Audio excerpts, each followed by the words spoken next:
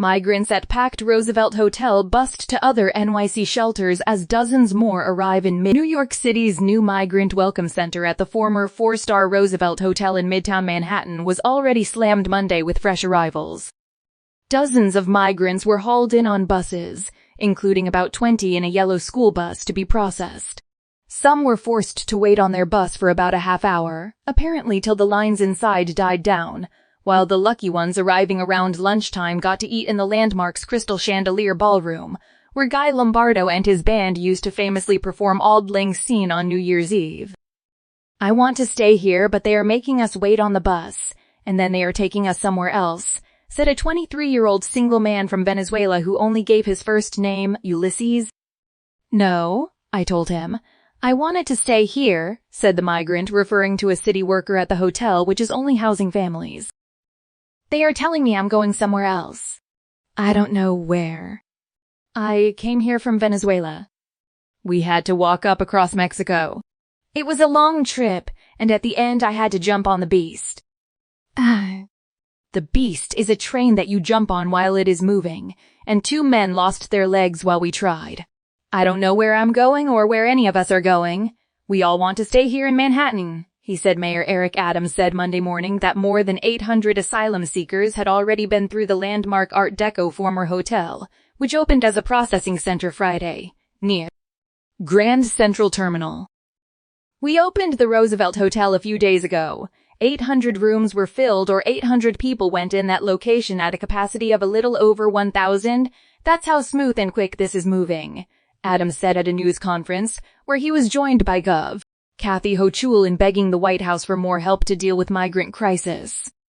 A City Hall rep later told the Post that the mayor misspoke and had meant to say 800 people had been processed at the hotel between Friday and Saturday. Officials declined to say how many families with children are currently housed at the hotel, which features just over 1,000 rooms.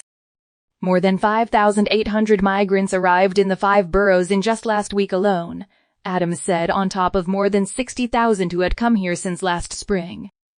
Around 9 a.m. Monday, 18 asylum-seeking men in their late teens or early 20s boarded a city bus in front of the hotel bound for the Bronx, said the MTA supervisor overseeing the transport to the Post.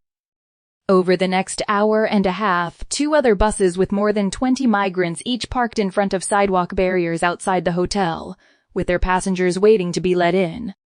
An argument erupted aboard one of the buses when an official told the migrants that the hotel was full and said he was taking them to another shelter in the Bronx.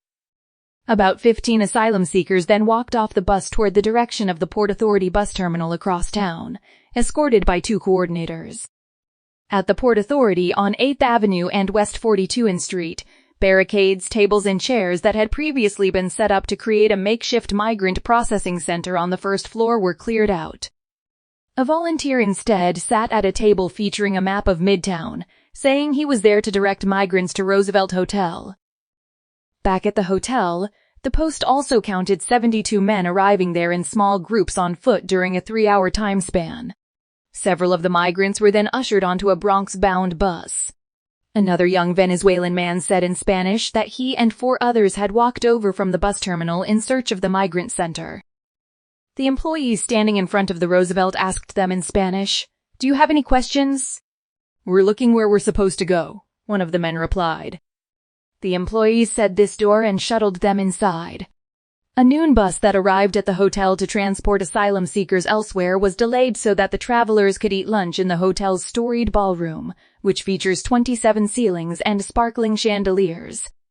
Lombardo and his Royal Canadians Orchestra first performed Auld Lang Syne on New Year's Eve in the ballroom in 1929, and the annual party was broadcast from the 5,700-square-foot space nationwide for decades, according to the Los Angeles Times.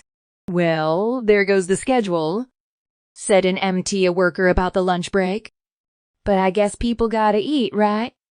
After lunch, the bus, packed with 48 migrants bound for shelters in the Bronx and other parts of the city, was held long enough that several of the passengers got antsy and left the bus and walked with a worker to another location.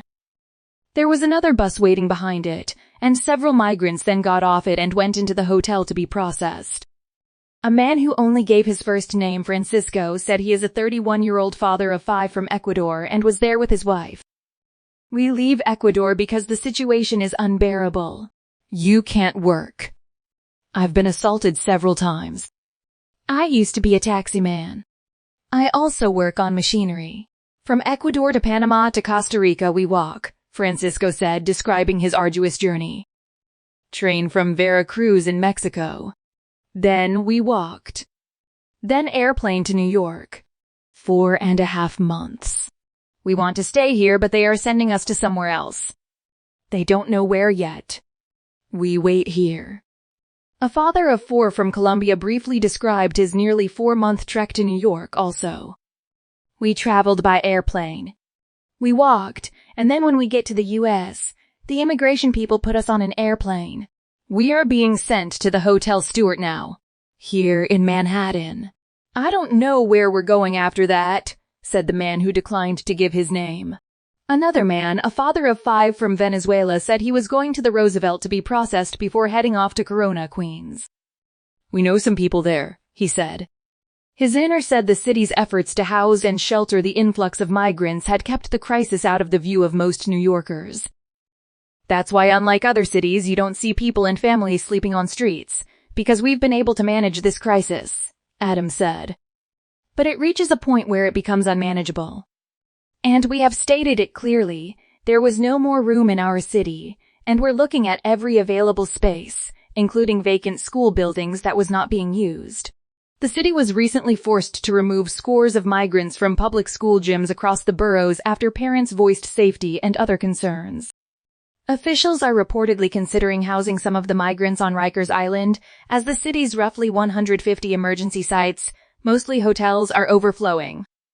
Adams' joint appearance with Hochul marked the first time the governor has joined Hisner in calling on the Biden administration to help the city deal with its humanitarian crisis, which the mayor's administration has estimated will cost taxpayers at least $4.3 billion through next spring. The leaders demanded the federal government expedite work permits for migrants and provide more immigration judges to speed up the asylum process. Meanwhile, a protest is planned Tuesday morning at the Q Motor Inn in Kew Garden, Queens, where City Council candidate Jonathan Rinaldi said busloads of migrants were being dropped off. Our property values and our children's safety are on the line, said a press release issued by the Republican.